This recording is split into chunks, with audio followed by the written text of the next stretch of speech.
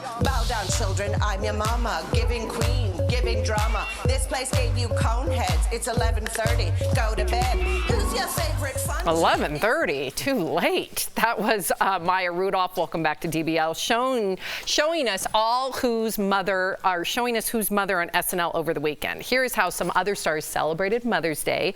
Katy Perry posted throwback photos of her pregnancy with her daughter Daisy Dove and wished all mothers and caretakers a happy Mother's Day. Gabrielle Union posted a pic with her daughter and also posted a photo with husband Dwayne Wade and his kids. Tori Spelling seems to have buried the hatchet with her mom, Candy. She posted these old photos with mom and thanked her for teaching her strength and resilience and how to spot a fake purse. John Travolta remembered his wife, Kelly Preston, who passed away in 2020. Travis Barker went all out to celebrate Kourtney Kardashian, who gave birth to their son, Rocky, in November. She posted this video showing her house completely enveloped by pink and white roses from Travis. Van Hunt celebrated his girlfriend and mother of two, Halle Berry, by posting this nude pic of her. And Tom Brady did a bit of damage control on Mother's Day. He honored all the moms in his life, including his own mom, as well as the mothers of his kids, Bridget Moynihan and his ex-wife, Giselle. So this comes a week after his roast, by the way, where both women were caught in the crossfire of some of the jokes. So what do you think, Jeff? Of all of these honored to their wives, what do you think? Or girlfriends? You know what? I love you, Mom. Happy Mother's Day. I love you, Jordan. Happy Mother's Day. I gave a TV shout out. I didn't do any Instagram posts because I was scrolling through Instagram. I'm like, it's so lame. Everybody just with these flowers and my husband and this and that. I'm just not that guy, even though I post my own life probably too much.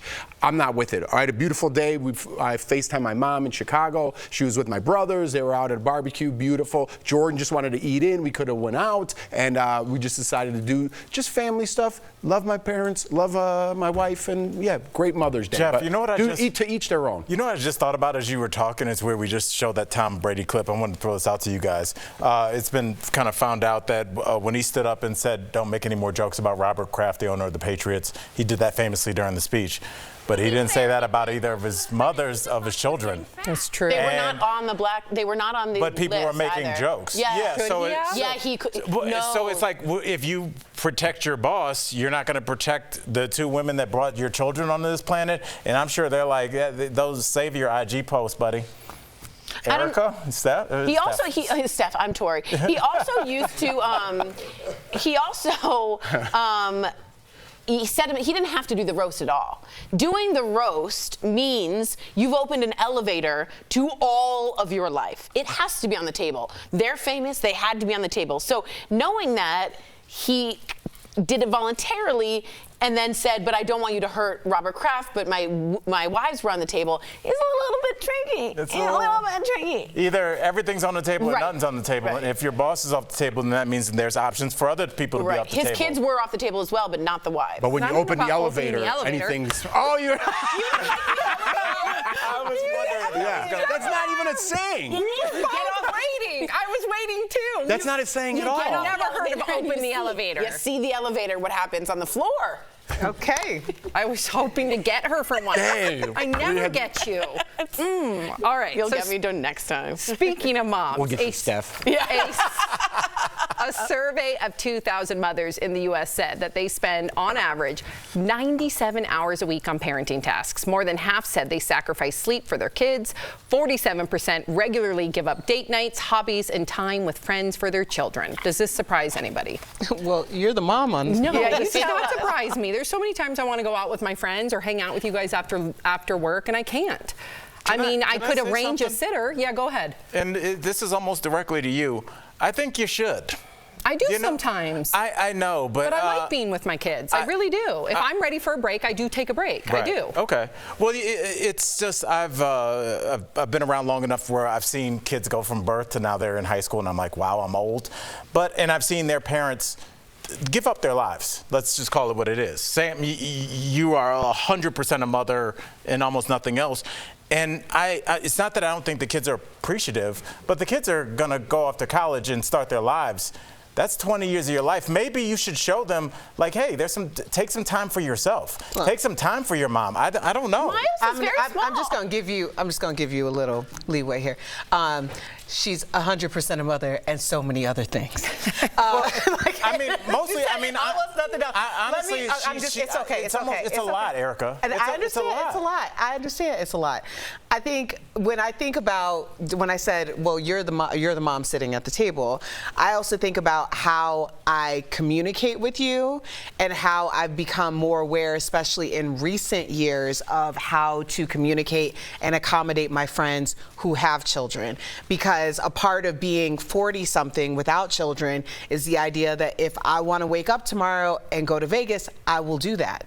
But if I'm thinking about how I'm going to do that and include my friends who have children, that is something different. Like, I remember I texted you a couple weeks ago and I was like, less than 30 hours in advance, like, hey, can we grab a drink or can we grab, some food or whatever? And you were like, I have this, and that. I think it was a makeup soccer game. Yeah, and I'm like, okay, cool. But I also was thinking, like, I know this is super last minute. So I think it's not just taking a village in order to raise children. It also takes a village in order to have a community with people who have children. Yeah. And I don't know if our parents did that, though.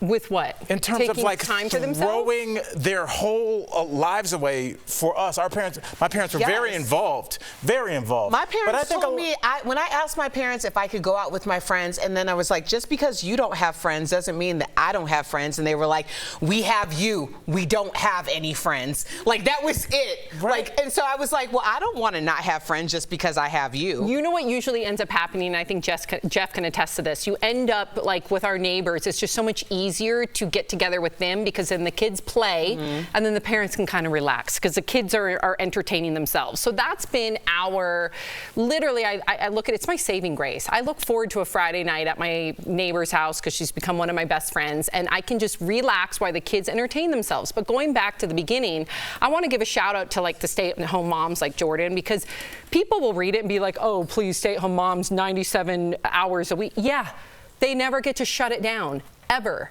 And I know you're a very hands-on father, thank goodness.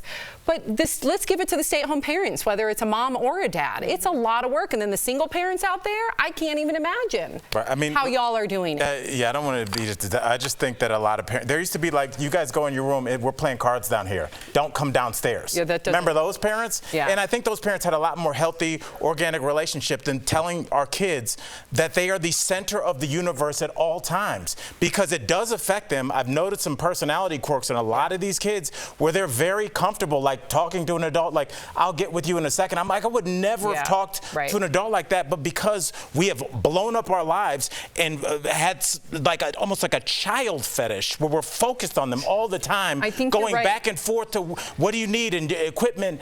I think sometimes you need to be like, mom and dad are kicking it. You go to your aunts and don't call this house unless something is on fire. No, I think you're right. Seriously. I think modeling that's very important. My therapist told me to your point, I need to be cognizant of modeling to Sophie and Miles. When I go to yoga, let them know. Right. Mommy's going to go to yoga. It's really good for her mental health. Let them know what you're doing. Mommy and daddy are going on a date night. We really need time for ourselves. Yeah. I don't even think you need to explain it, Sam. No, you're supposed to, because then when they get older, they understand that they are going to have to carve out time for their partnership, and they are going to have to carve out time for their mental health. Modeling is the only thing that works for children. Right. You can tell them everything under the sun. It's going to go in one ear and out the other. But if you model it to them, they will emulate it. So you're right. You are right. When you guys get a drink, somebody clip her saying I'm right. When you guys get a drink together, I'll come too. You are. Listen, first of all, little Miss FOMO. I know. I've been with you. I called you numerous times. And I've been with you alone too. And you're right. I was just kidding, trying to lighten the mood. Like, dang, girl, I was lightening what for me. That's right. What? What mood? What lightning what mood? I thought this was a deep conversation. I was helping with like levity. You thought it was open like an elevator? Jeff, you have to see the floor when the door's open. Oh, I get it. Before we go, we do want to give a big birthday shout out to the one and only Stevie Wonder. Yes, Stevie. Stevie celebrates celebrated turning 74 by arriving in Ghana. He was greeted by fans at the airport and was granted citizenship.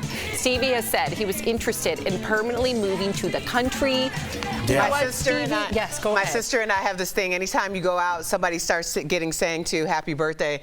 Then at the end we go 3, 2, 1, and then you get happy birthday because we're like, are they black? Are they black? And we always know. Every time we're like 3, 2, 1, hit. And then if there's nothing, we're like, oh, they're not black. They're not black. I love it. I just want to say really quickly, Stevie Wonder, the most talented person. That's what like a real celebrity was. Yep. You can sing, play the piano, entertainer for years, child prodigy, shout out. That's Shout a out. real, I know we're in the age of YouTube where people just Right. juggle. That's a real celebrity right there. God, juggling's hard. Whatever. Juggling.